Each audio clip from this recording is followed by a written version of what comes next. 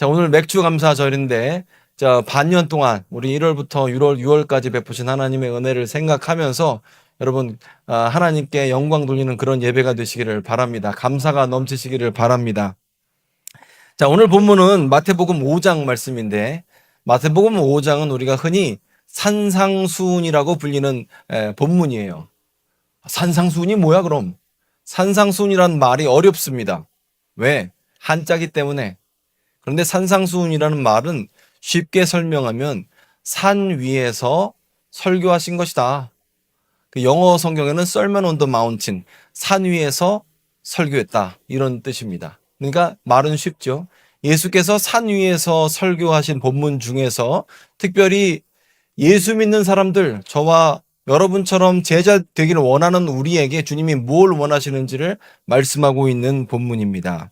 여러분, 세상에는 모든 것이 목적과 기능이 있거든요. 그러니까 목적이 있고 기능이 있어요. 그런데 목적과 기능이 두 개 다 정확해야지 잘 돌아가요. 만약에 어떤 것이 기능이 제대로 하지 못한다면 그것은 그 물건이나 동물이나 무엇이 됐든지 간에 소멸되고 사라지고 멸종될 겁니다. 하지만 그 기능을 제대로 하고 있다면 쓰이겠죠. 기능이 제대로 되지 않는다면 쓸모 없어지게 되는 것입니다. 마찬가지로 교회도 그렇다는 거예요. 교회는 주님께서 이 땅 가운데 만드실 때부터 기능이 있어요. 근데 그 기능이 제대로 작동하지 않는다면 교회는 사라지는 겁니다. 반대로 교회가 하나님이 창조하신 그 목적대로 기능하고 있다면 교회는 더욱더 잘 되는 거겠죠. 마찬가지로 우리가 이 땅 가운데 모든 것처럼 교회도 그 기능을 다 해야 하는 것이고, 그리고 오늘 본문의 말씀처럼 빛의 기능, 소금의 기능을 제대로 한다면 우리는 구별된 거룩한 하나님의 백성으로 이 땅 가운데에서 주님 뜻을 이루는 것이고, 아니면 없어져 버리는 겁니다.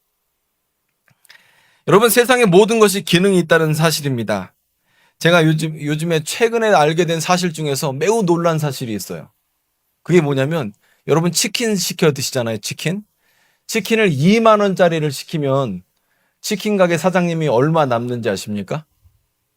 제가 그 계산을 보고 깜짝 놀랐어요. 2만 원짜리 치킨을 사시면, 2만 원짜리 사시면 본사 물류로, 그러니까 포장지, 치킨, 치킨무, 각종 파우더, 소스 이런 걸로 해서 55%를 낸다고요. 55% 본사 물류로 뺏기고, 그러니까 2만 원 중에서 11,000원을 본사에 드리고, 그 다음에 여러분이 만약에 쿠팡 이츠나 배달의 민족으로 시키셨으면 6,600원을 추가로 뜯깁니다. 왜냐? 보통 20%를 내요. 20%에서 21%, 2%를 배달 앱이나 배달 앱, 그러니까 그런 걸로 내는데, 그렇게 되면 얼마예요? 11,000원에다가 6,600원 더하면 얼마예요? 17,600원이잖아요. 그리고 나서 행사를 했거나 무료 배달을 넣을 경우에는 마이너스가 난다는 거예요. 그럼 그거 왜 팔아요? 그랬더니 그거를 안 하면 남들도 하기 때문에 나도 해야 되고, 그래서 치킨 사장님들이 직접 배달을 하신다는 거예요. 2,500원 벌라고. 그래서 제가 우리 아내 보고, 여보, 이제부터 치킨 배달시키지 말고 포장해서 갖다 먹자. 그러면 치킨 사장님은 6,000원 더 남을 거 아니야. 제가 이렇게 말을 했거든요. 자, 근데 제가 이 말씀을 드린 거는요, 그래서 지자체에서 이런 자영업자를 위한 앱을 만들었습니다. 무슨 먹개비니 여러 가지 앱을 만들었어요. 그런데 그 앱은 사용할 때마다 이 자영업자들이 6,000원씩 안 뜯기고 사람들에게 물건을 소개시켜 주는 거예요. 근데 제가 확인해 보니까 먹개비나 이런 여러 가지 지자체에서 만든 앱이 잘 작동을 안 한다는 거예요. 왜? 사용 후기를 보니까, 아니, 쿠팡이츠에서는 공짜 배달이나 아니면은 3,000원이면 배달 수수료를 냈는데, 여기다가 하니까 6,000원씩 내라고 하더라, 배달 수수료를. 그리고 불편하다, 비싸다라는 거예요. 그리고 결제가 제대로 안 된다, 핸드폰이 이상하다, 앱이 이상하다, 이런 후기가 많이 달렸어요. 그리고 나서 제가 생각해 보니까, 이거 배달의 민족이나 쿠팡이츠를 안 쓸 수가 없구나. 왜요? 기능을 잘하기 때문입니다. 얘네들이 자영업자하고 무슨 관계인지는 저는 관계 모르고, 소비자 입장에서 쿠팡이츠나 배달의 민족이 기능을 잘해서 좋은 음식을 싸게 배달시켜서 후기까지 보면서 내가 원하는 음식을 선택할 수 있는 플랫폼을 제공하기 때문에 안 쓸 수가 없다는 거예요. 그래서 선한 목적으로는 먹개비나 다른 그 공공 앱을 쓰고 싶죠. 근데 실제로 많은 사람들이 알면서도 배달 앱을 쓰는 거예요. 제가 이 말씀을 드린 것은 기능이 그만큼 중요한 거예요. 여러분, 우리는요, 예수님으로부터 부름 받을 때 공동체로서 세상의 빛과 소금의 역할을 하게끔 부름 받았습니다. 우리가 기능을 제대로 한다면 우리는 하나님으로부터 크게 쓰임 받을 것이고, 기능을 제대로 하지 못한다면 도태되고 사라지게 될 것이죠. 자, 오늘 본문을 보면 너희는 세상의 소금이니라고 말씀하고 있어요. 인간이 살 때 절대적으로 필요한 게 소금입니다. 소금이 없이는 이 땅을 살아갈 수가 없어요. 소금에 대해서는 전쟁도 많고 역사적으로도요, 이건 뭐 끝도 없이 말할 수 있어요. 소금 때문에 소금을 공급하지 않아서 전쟁이 난 적도 있고 소금으로서 이긴 전쟁도 있고 엄청납니다. 그런데 소금은 반드시 필요한데 그 소금이 어떤 소금은 종류가 많잖아요. 맛소금도 있고 죽염도 있고 암염도 있고 사에서 나는 소금도 있고 별의별 소금이 많은데, 근데 그 소금에 어떤 소금은 못 먹는 소금도 있대요. 그러면 그 소금은 버려버리는 거죠. 마찬가지로 그 소금의 역할을 제대로 하게 된다면 그것은 쓰임을 받겠지만 사람이 먹겠지만, 만약에 소금이 쓸모가 없어지게 되면 사람들의 발에 밟히게 되는 것입니다. 뿐만 아니라 14절 너희는 세상의 빛이라. 하나님께서 우리를 세상의 빛으로 부르셨어요. 자, 빛은 언제 쓸까요? 빛은 화날 때는 별로 필요가 없습니다. 사실 여러분 자동차 라이트 언제 켜요? 밤에 켜시죠. 사실 선진국에서 캐나다나 이런 나라에서는 낮에도 시동과 동시에 라이트가 켜지게끔 법으로 정한 나라들도 있어요. 왜냐하면 낮에 라이트를 켜는 것도 사고율을 낮추는 데 도움이 된다고 합니다. 그런데 낮에 라이트를 켜는 건 크게 도움이 안 되죠. 보통 밤에 라이트를 켜야 세상을 밝힐 수가 있습니다. 즉 우리는 세상 가운데 어두운 세상을 밝혀야 할 목적과 기능을 가진 사람들입니다. 그런데 이 빛을 어디에 두냐면 오늘 본문을 보게 되면 말 아래 두지 않는다. 이 말이라는 것은 바가지 같은 겁니다. 불을 킨 다음에 바가지로 덮어놓은 사람은 없다는 거예요. 불을 켜면 어떻게 하죠? 높은 곳에 올려놔서 많은 사람을 밝히는 데 쓰이는 것이지 그것을 불을 킨 다음에 덮어놓은 사람이 없다는 겁니다. 마찬가지로 우리도 이 땅을 살아갈 때에 많은 사람에게 유익을 주는 사람으로서 공동체로서 그 기능을 해야 할 것을 예수께서 우리에게 말씀을 하셨습니다. 그래서 모든 사람에게 비치게 하는데 또 우리가 그렇게 부름을 받았다는 거죠. 자, 그래서 예수께서 말씀하시는 것은 무엇이냐면 첫 번째로 소금으로서 맛을 잃지 않아야 되고, 그 다음에 우리의 선한 행위가 가려지지 않아야 하고 숨겨지면 안 되는 것이다 라는 겁니다. 제가 오늘 설교 준비를 하면서 문득 그런 질문을 스스로 해봤습니다. 저와 여러분이 믿음을 선물로 받았는데 내가 가진 믿음과 신앙은 개인적인 것인가 사회적인 것인가 라는 질문을 했어요. 말이 너무 어렵나요? 무슨 뜻이냐면 내가 신앙생활 하는 것이 나를 위한 것인가 남을 위한 것인가, 이렇게 질문을 해봤다라는 거예요. 사실요, 우리가 예수 믿는다는 것은 어떻게 보면 개인적인 것 같거든요. 내가 죄사함 받고 죄 용서 받고 은혜 받고 치유 받고 병 고침 받고 복을 누리고 은혜를 누리고 마음의 평화를 누리고 하는 개인적인 목적도 있습니다. 그런데 그거 목적만 하는 것은 아니다라는 거예요. 사실 나 위해서만 예수 믿는 건 아니거든요. 보통 토속신앙들 무당이나 점집을 가면 나밖에 얘기 안 합니다. 이웃사랑 얘기 안 해요. 내가 복 받고 내가 지금 이 애군을 이 불길한 기운을 어떻게 떨쳐버리고 복을 계속 받고 잘 나갈지를 고민하죠. 그런데 기독교 신앙은 나 잘 되는 것만 얘기하고 있지 않아요.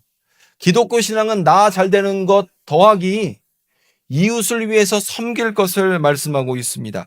그래서 예수 믿는다는 것은요, 내 믿음이 점점 깊어지고 높아지는 것을 얘기하는 게 아니라 오늘 본문처럼 세상의 빛과 소금의 역할을 하게 될 때에 우리가 진정으로 그 믿음의 기능을 하게 된다는 사실을 알 수가 있는 거예요. 나만의 신앙에 갇혀버리면 안 된다는 사실입니다.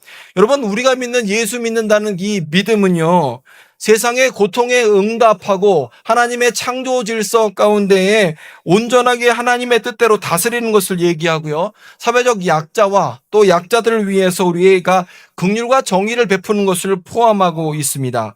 그래서 이걸 제대로 해야 되는 게 우리의 신앙인 것이죠. 저는 예전에 몇 년 전에 그런 생각을 한 적이 있어요. 이렇게 힘든데, 여러 가지로 코로나 때 힘든데, 아니 이거 참 교회가 왜 존재할지 이런 고민을 진짜 많이 했어요. 교회가 왜 존재하지? 그런데 하나님의 기적적인 방법으로 여러 위기들을 통과하면서 제가 경험한 게 뭐냐면, 이건 교회는 사람이 세운 공동체가 아니다. 이건 진짜 뼈저리게 경험했어요. 우리 교회는요, 정말 다른 교회들도 마찬가지겠지만 정말 이거는 하나님이 세우셨지 사람의 힘으로 되지 않았어요. 하나님이 하셨다고요. 그러면 하나님이 하신 것을 하나님의 뜻대로 운영하는 것이 우리들이 해야 되는 마땅한 기능적인 역할이다라는 겁니다.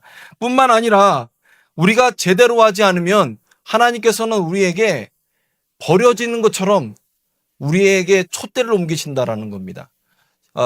지난주 화요일 날 새벽 예배 본문이 요한계시록 2장이었습니다. 에베소 교회에 대한 예수님의 경고였는데, 거기서 예수께서 에베소 교회에게 처음 사랑을 회복하지 않으면 내가 촛대를 옮기겠다라고 말씀하셨어요.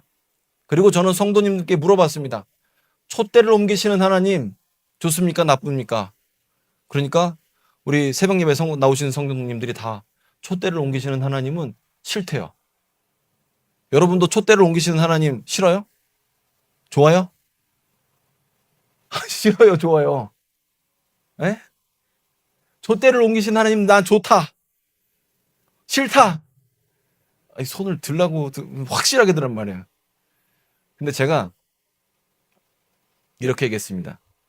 저는 촛대를 옮기시는 하나님 좋습니다. 왜요? 나는 가진 게 아무것도 없거든. 이게 뭐 많이 가진 사람은 촛대가 옮겨지는 게 싫어요.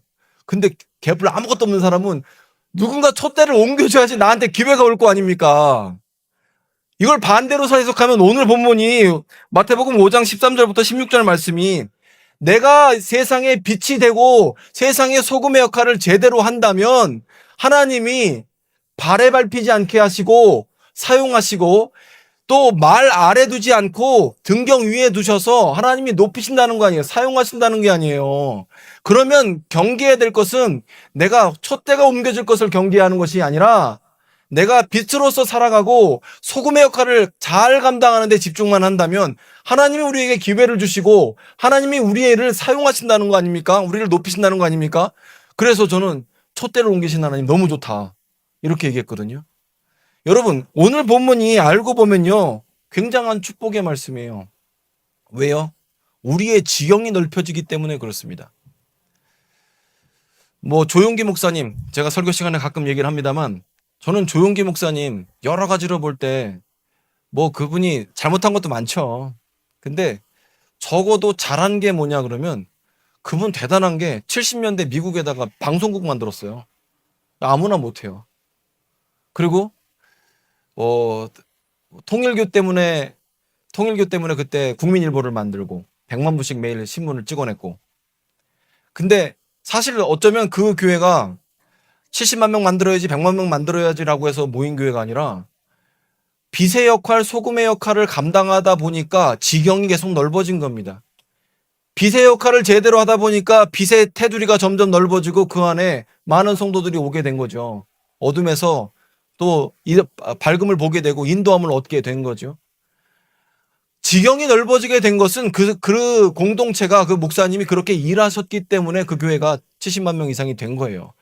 근데 그건 똑같이 우리에게도 적용된다고 생각합니다. 만약에 우리가 교회로 부름받아서 기껏 하는 게 교회 유지나 한다고 한다면 그러면 아무 의미가 없겠죠.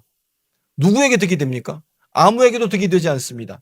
하지만 우리가 빛과 소금의 역할을 제대로 한다면 그러면 하나님께서 우리를 높이시고 우리를 사용하신다라는 거예요. 물론 여러분 삶 가운데 많은 문제가 있으실 겁니다. 근데 문제가 해결되는 거 중요해요. 근데 문제 해결된다고 기뻐하실 필요는 없어요. 항상 문제는 기다리고 있습니다. 요 문제 해결되면 또 다른 거 준비돼요. 하나님이 참 좋으신 분이라서 문제를 해결을 해주셔야 되는데 문제를 바꿔주세요, 자꾸. 참 그래서 요거 없으면 참 좋겠다 싶은데 요거 없어지니까 다른 게 또 생겨. 우리의 문제는요, 우리의 살면서 죽을 때까지 계속 문제는 이어질 겁니다.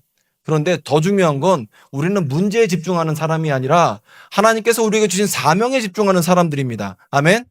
하나님은 우리에게 빛과 소금이 되라고 말씀하셨고 빛의 역할, 소금의 역할을 감당할 것을 말씀하셨고 이걸 제대로 한다면, 기능을 제대로 한다면 여러분이 쿠팡이 친 배달의 민족이 아무리 미워도 걔네들이 기능을 제대로 하면 절대 안 망해요. 기능이 없어서 망하는 거예요. 우리도 교회도 마찬가지예요. 이웃 가운데 예수 그리스도의 복음을 전하고 손과 발이 되어서 섬기고 있으면 교회가 안 될 이유가 없어요. 여러분, 저와 여러분 삶에서 문제가 많죠. 문제보다 더 큰 게 우리가 해야 될 일은 주님께서 우리에게 주신 사명이라는 것입니다. 여러분, 저와 여러분이 빛의 역할, 소금의 역할을 잘 감당했으면 좋겠습니다. 자, 오늘 설교 제목이 이거였거든요. 세상에 영향을 끼치는 제자들. 저와 여러분요, 신앙을 은닉하면 안 됩니다. 나는 몰래 예수 믿어야지. 나만 복 받고 살아야지. 그거 안 돼요. 예수 믿는다는 것은 빛이 되고 소금의 역할을 감당하는 것이죠.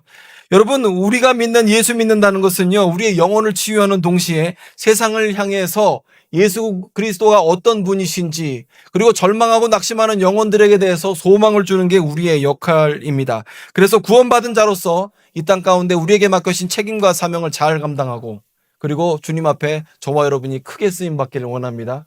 우리의 지경이 넓어지기를 바랍니다. 여러분의 삶의 지경, 또 믿음의 지경이 넓혀지기를 바랍니다. 기도하겠습니다.